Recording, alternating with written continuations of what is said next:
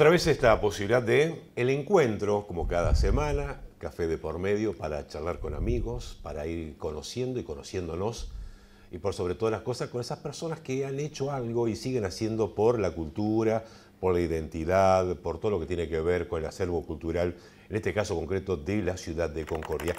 Y hoy nos vamos a meter en una pequeña colonia, ya Santa Isabel, cerca de los Pagos de Pedernal. Allí nace alguien que hoy por hoy ustedes lo conocen a través de su trabajo como, a él no le gusta que le digan director, pero bueno, a cargo del Museo Judío de Entre Ríos, entre otras tantísimas actividades que ha desarrollado en nuestra ciudad. Vino de muy jovencito aquí a la ciudad, se aquerenció aquí, y esta palabra de aquerenciar está muy relacionado con lo que les vamos a presentar después.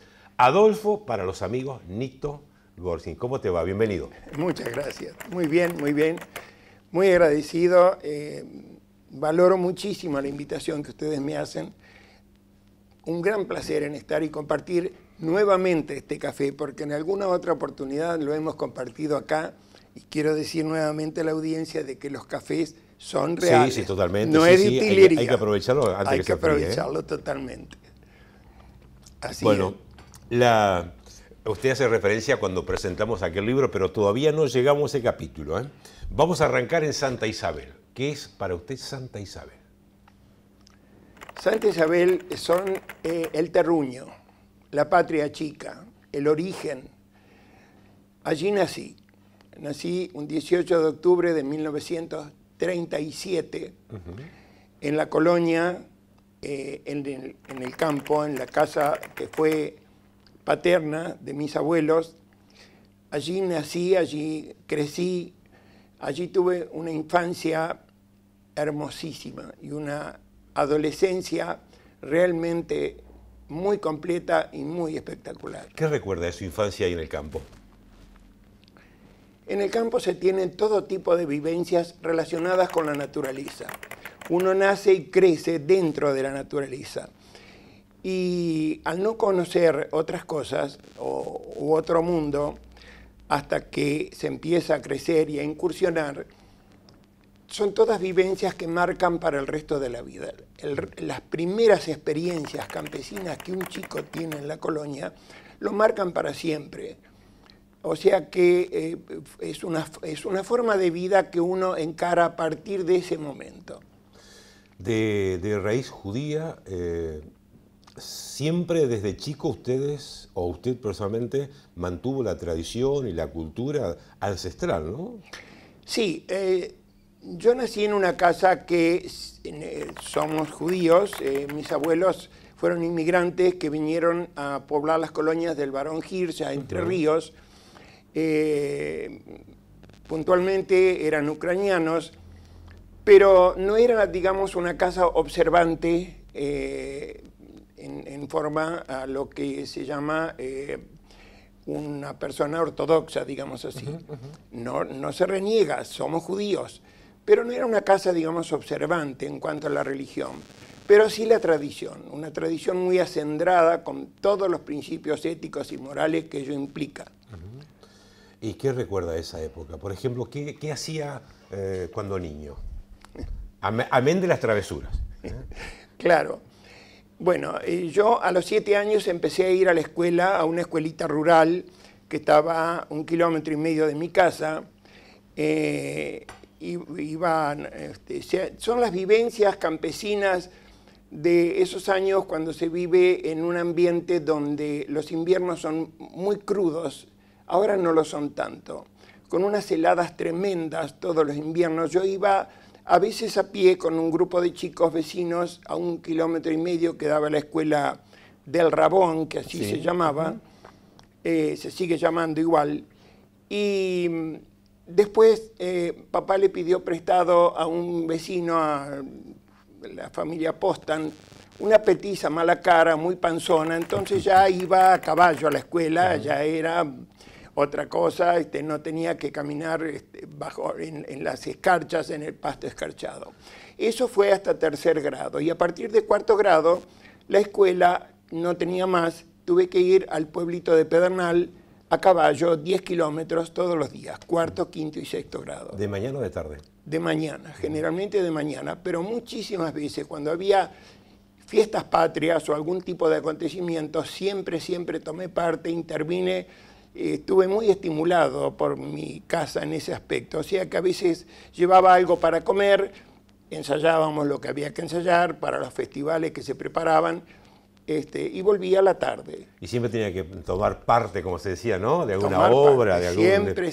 siempre. Yo intervine siempre, tanto sean en obritas, en bailes, en todo. Lo que pasa es que había aquellas maestras rurales que vivían en una casita al lado de la escuela, que muchas veces vivían lejos.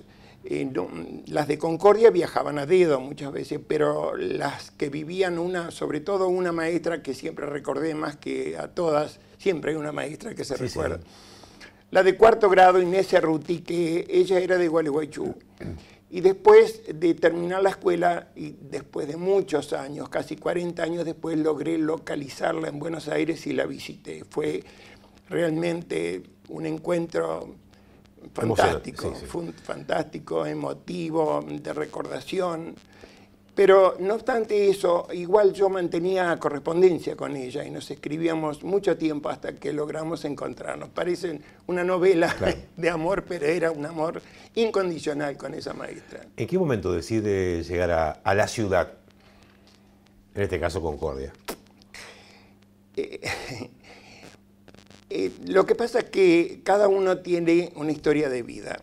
Cuando yo terminé sexto grado en Pedernal, era una familia, digamos, no sobraba el dinero, llamémoslo así.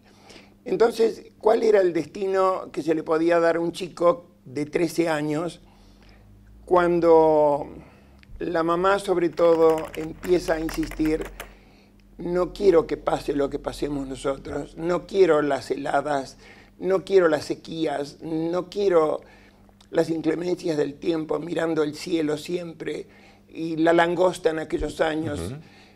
Entonces, gracias a un tío que era contador público y que vivía en Lomas de Zamora, le sugirió a mis padres: mándenme el chico que yo lo voy a preparar. Él trabajaba en las academias Pitman en esos años. ¡Qué antigüedad! No, me acuerdo de la famosa academia donde se enseñaba corte y confección, bordado, costura, claro, ¿no? Sí, yo estudié una carrera contable, o sea, que se llamaba teneduría de libros y dactilografía. A los 14 años ya con Claro, hoy para muchos jóvenes, dactilografía, ¿qué será eso? Escribir a máquina, la vieja Remington. La Remington, o la Olivetti. Que me acompañó durante el resto de mi vida. ¿La Remington o Olivetti? Remington. Bueno, volví a Pedernal y entré a trabajar a los 14 años como auxiliar de contaduría en la cooperativa agrícola La Unión de esa localidad. Bueno, recordemos que allí esa zona es la base de las cooperativas, claro. ¿no? Ahora, al principio creo que me preguntaste la diferencia entre Colonia Santa Isabel y Pedernal.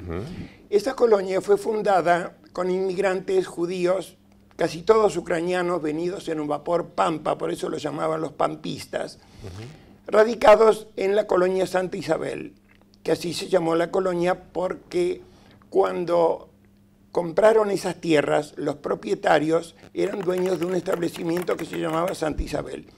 Puso como cláusula: soy vendedor siempre y cuando no cambien el nombre del establecimiento. De ahí la colonia Santa Isabel.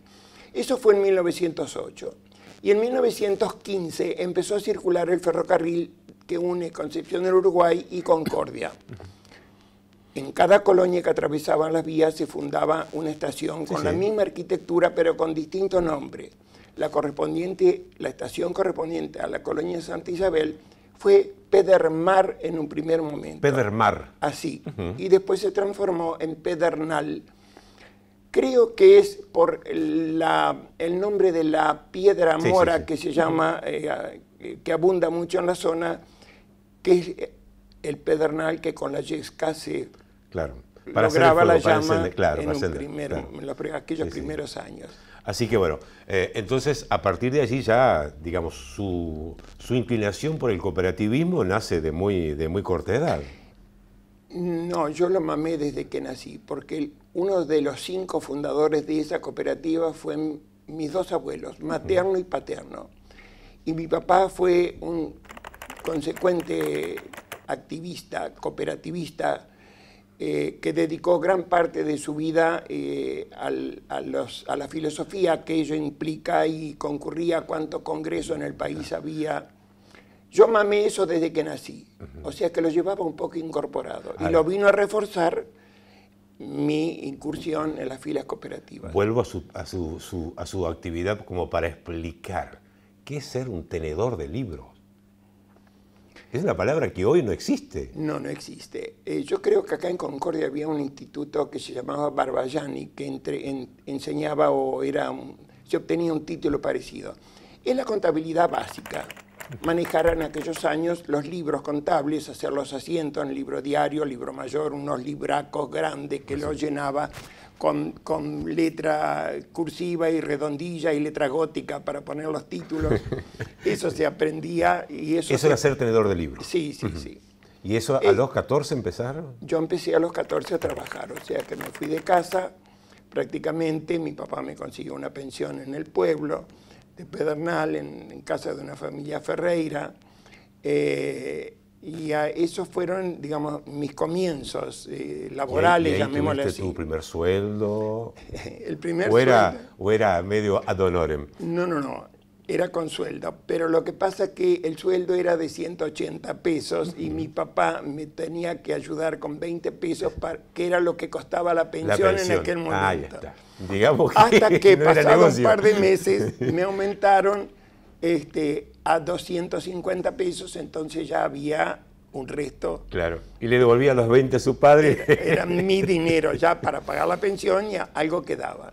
Exacto. 250 pesos era su sueldo, digamos, moneda nacional de aquella época. Claro, ¿no? Sí, claro, sí, claro. Y juntando varios meses, logré cumplir un sueño secreto y largamente acariciado. Con esos pesitos que ahorraba y juntaba, me compré una bicicleta. Fue realmente... Sí, casi todo un logro, nada. Todo un logro, era ¿sí? El único que tenía bicicleta en ese momento. ¿En la zona de Pedernal? En el pueblo, en Pedernal, donde vivía, claro. Sí, parece que no metimos el túnel. A través de los años, claro. Perfecto. ¿Hasta qué edad estuviste ahí en Pedernal? Yo estuve hasta los 20 años. A los 20 años me fui por una convocatoria, pedían un empleado administrativo en la central de cooperativas en Buenos Aires, que se llamaba Fraternidad Agraria. Mandaron a todas las cooperativas del interior que nucleaban, era una entidad de segundo grado, a todas las cooperativas del interior que nucleaba la Fraternidad Agraria, llegaban circulares donde pedían un empleado administrativo. Bueno, mandé también una solicitud y, oh sorpresa, fui elegido y me fui a Buenos Aires, siempre dentro de las filas cooperativas. Y después de Buenos Aires llega finalmente a la ciudad, acá, a Concordia. Claro, en Buenos Aires estuve casi 8 o 9 años viviendo allá. Después, por esas circunstancias que se presentan, los avatares que la vida te va llevando, me vine a Concordia. Mis padres ya vivían acá. O sea que yo empecé en Concordia, ya casado, mi nena tenía 3 años en ese entonces, y empezamos con un comercio en Concordia que en su momento fue bastante popular. Tuvimos 37 años de comercio, era una tienda que se llamaba Casa Susana. Sí. Que me acuerdo que el que me dio una no gran mano... No hace tantos años que cerró. Hace 10. Y por eso, no hace tanto. No hace tanto, pero lo que pasa es que quien me catapultó y me popularizó, digamos así, fue un gran amigo que fue y me dio una gran mano, Miguel Ángel Porchetto. Miguel Ángel Ramón Porchetto. Sí. Amigazo, realmente no puedo dejar de reconocer que cuando necesité que me conozcan, él tenía una... Muy efectiva su publicidad, sobre todo en Salto, Uruguay. Sí, cuando él estaba allá. Yo me acuerdo que había un jingle que él ponía, el programa de él se llamaba Alborada. Exacto, sí. Entonces él solía decir muy temprano, si usted no va a Casa Susana porque no escucha Alborada. Claro. O sea que eso fue una cosa que prendió mucho y muy bien. Bien. Pero siempre, Nito, siempre ligado a la actividad comercial y también a la parte empresarial e institucional, porque yo recuerdo cuando comencé mi trabajo aquí en el canal, allá por la década de los 80, siempre te encontrábamos en el Instituto de Informaciones Comerciales, y era cuando había que hacer una nota, ahí aparecíamos en lo de Nito Gorkin al Instituto de Informaciones Comerciales. Sí, es cierto. Yo me integré a la actividad gremial empresaria porque yo creo que lo mío es un poco vocación de servicio que conocí desde muy chico, que mi papá era así. Yo lo veía a él y lo aprendí, lo asumí. Y desde que vine a Concordia me integré, fui presidente de la Cámara de Tiendas muchos años, integré muchos periodos en la comisión directiva del Centro Industria y Comercio.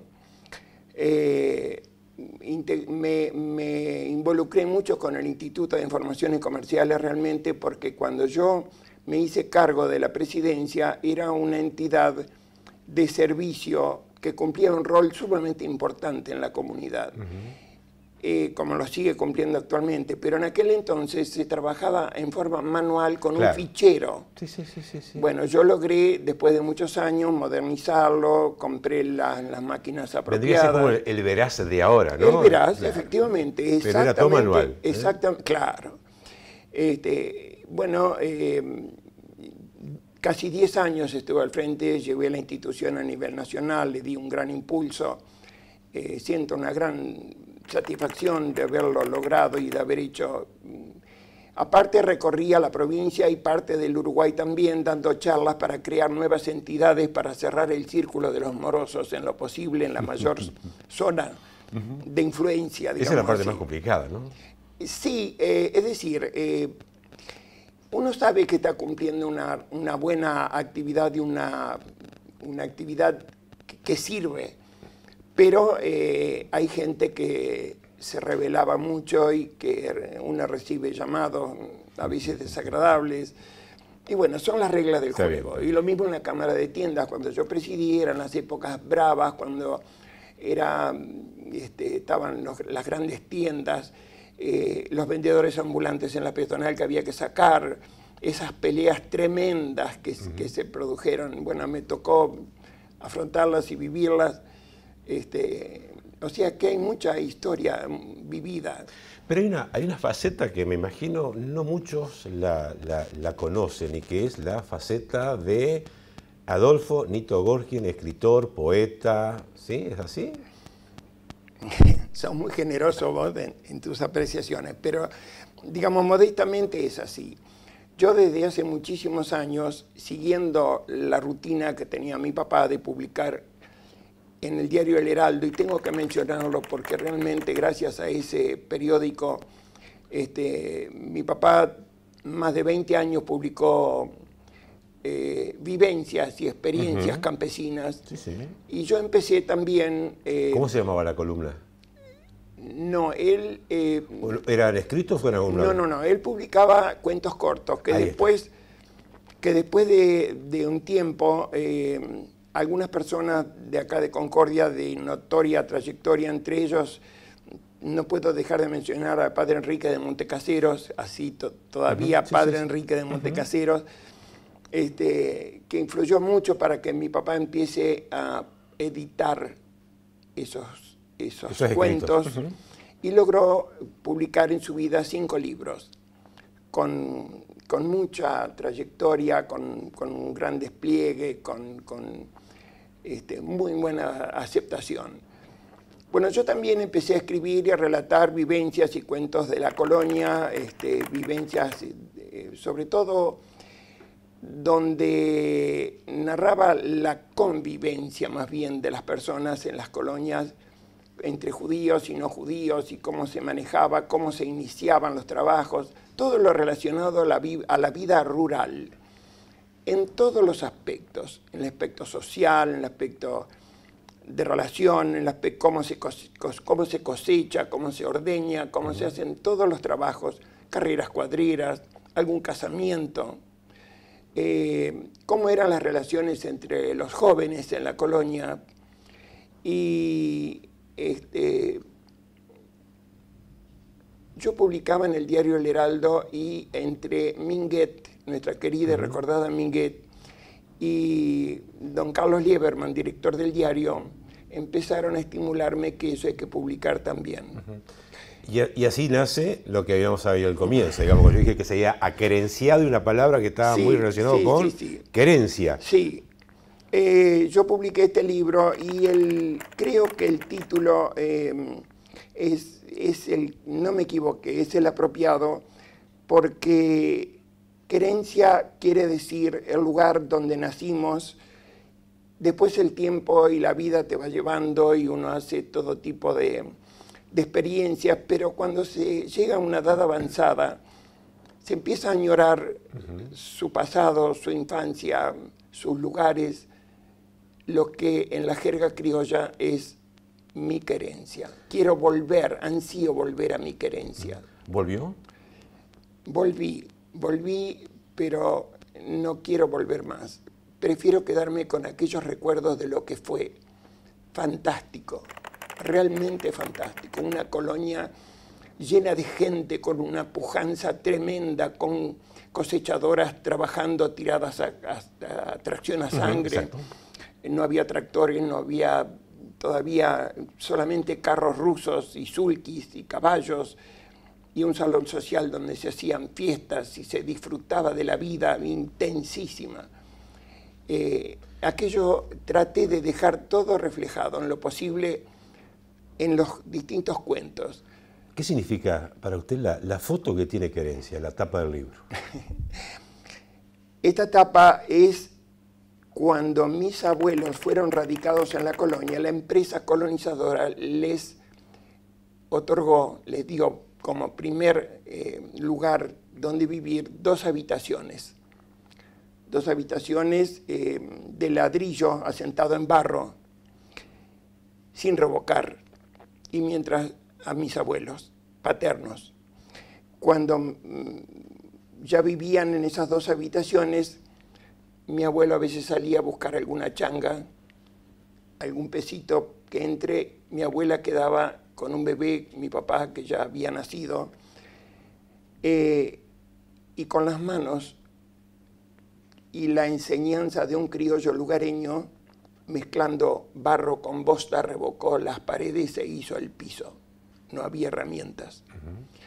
O sea que eso es muy entrañable, es algo que marca para aquellas personas que han tenido esa experiencia primera, desprovista de todo lo esencial que requería, y sin embargo nunca se pasó hambre. En el campo había para comer, había huertas, había gallina, había huevos, había leche. Y había una cultura del trabajo. Muy acendrada, muy acendrada. Y los inmigrantes que vinieron, los míos son de la provincia de Jersón, de la zona sur de Ucrania, zona agrícola, ganadera, cerealera más bien. Ellos cuando vinieron acá, no les fue difícil iniciar sus trabajos, porque ellos conocían las plantas de guía, los zapallos, los melones, las sandías, conocían la batata, las papas, los tubérculos, conocían el maíz. Ellos fueron los que introdujeron en nuestro país el girasol, que no existía todavía. O sea que fueron traspolados a nuestra provincia de Entre Ríos y venían de una zona sumamente fría. Se hablaba, según me contaron, de que acá hay un clima subtropical y era muy tentador. Claro, allá casi no se conocía la rueda, se manejaban con trineos con 1 metro de nieve delante de sus puertas 10 meses al año. Claro, le quedaban 2 meses nada más. Pero acá, si bien tenían un clima subtropical, pero debieron afrontar grandísimas heladas, sequías tremendas, exceso de lluvias y la langosta que venía cada 7 años y devoraba absolutamente todo y había que volver a empezar. Sí. Porque la langosta no dejaba absolutamente nada. Ni siquiera la ropa tendida en las líneas y caían los gajos. Yo la conocí, me acuerdo, los gajos de los árboles. Inclusive dicen los que recuerdan que se oscurecía parecía noche porque tapaba el sol, Tapaba era el tanta sol la cantidad. y Las saltonas que eran más sentaban. voraces todavía. Sí, cuando desovaban, ponían Claro. huevos, hacía Y por eso en las colonias había la gente... mosquita primero, la Claro. saltona después, y siempre marchaban hacia el norte. Claro, y por eso había gente que en las colonias compraban los huevos Sí, y sí. los quemaban. ¿Eh? Y con eso le daban cierta cantidad de centavos a los productores. Sí. Yo creo que era alguna repartición gubernamental Sí, que movilizaba esa actividad. Repartían chapas de barrera para poner ruedas de las casas. Todavía existen las chapas Pero de barrera en el sí campo, existen, se las ven. existen, Igual que los sí. antiguos lanzallamas. Ahora También. quedaron de colección. De colección Pero bueno, total. pero fue Sí, pero parte de la lanzallamas- lucha de la subsistencia de nuestros antepasados para que nosotros hoy podamos disfrutar lo que tenemos. Sí, totalmente de acuerdo. Y yo me gratifico de haber tenido una larga vida y poder estar con vos sentado hoy acá y contando esas historias, porque no todos tienen la suerte de tener una vida plena como tuve yo, y poder hoy volcar esos recuerdos y esas cosas para, no sé si para las generaciones futuras, porque se vive hoy un mundo bastante escaso de tiempo, llamémosle así. Sí. Un vértigo, absolutamente, y pocos se detienen en leer o escuchar muchas veces. Yo creo que tu programa, en los distintos aspectos, en el mío es un caso, digamos, muy puntual, pero ayuda a que no se pierda toda la dinámica de un país que ha tenido en pocos años una exponencial trayectoria y un salto vertiginoso hacia lo moderno, quizá con una población que no está lo suficiente preparada para aceptarla, disfrutarla y usarla quizá como se deba usar. Adolfo, para cerrar este café, tu trabajo hoy por hoy como responsable del Museo Judío de Entre Ríos, aquí en la ciudad de Concordia, es un centro, más allá de atesorar los recuerdos, es un centro de difusión fundamentalmente, ¿no? De contarnos, de mostrarlos y de enseñarnos. Mira, a mí me pasó, digamos, un caso afortunadamente muy positivo. Cuando yo decidí hace 10 años cerrar mi comercio, nos jubilamos con mi señora, los hijos habían partido, yo tengo un hijo que vive en Paraná con un nieto que se llama Nico, 8 años, y una hija en Corriente Capital con una hija que se llama Verónica y que en este momento ejerce el periodismo. Los hijos partieron y con mi señora un día nos miramos frente a frente y casi sin hablar nos dijimos, ¿qué estamos haciendo todavía detrás del mostrador? Decidimos cerrar el comercio después de 37 años de trayectoria. Claro, a mí se me presentaba, yo todavía estaba bastante pleno, ¿qué hacer con mi tiempo? Mi señora canalizó mucho de su tiempo, a ella le gustan las artesanías y siempre fue postergando por la casa, por los chicos, por el comercio. ¿Qué iba a hacer yo? Apareció el doctor Oppel un día en casa, médico ya fallecido, sobreviviente del Holocausto, y me dice, mira, yo voy a inaugurar un museo para rescatar la inmigración judía que vino a nuestro país y más precisamente a Entre Ríos en calidad de colonos a trabajar la tierra. Vamos a inaugurar un museo que relate esa historia de inmigrantes, no teológica. Bueno, yo al principio cuando se me abría una ventana, una posibilidad, pero claro, yo desconocía las implicancias y los riesgos, y tomar la responsabilidad tremenda de estar al frente de una entidad de ese tipo. Bueno, hace 10 años que lo estoy haciendo. Y me gratifica enormemente. Me gratifica recibir muchas escuelas, cientos de chicos. ¿Y la dirección es en calle Entre Ríos? 476. Bien. Entonces, estamos cerrando nuestro café de hoy, así que hay mucho para seguir hablando. Y si usted tiene muchas ganas de seguir conociendo la vida y la obra de Adolfo Nito Gorskin, allí, Entre Ríos, 476. Lo va, lo encuentra, charla, conoce el museo y él le va a hacer una visita guiada espectacular. Nito, gracias por acompañarnos. Muchísimas gracias a vos por esta oportunidad. Mucha suerte. Muchas gracias. Y nosotros dejamos por un ratito esta querencia y será hasta el próximo café.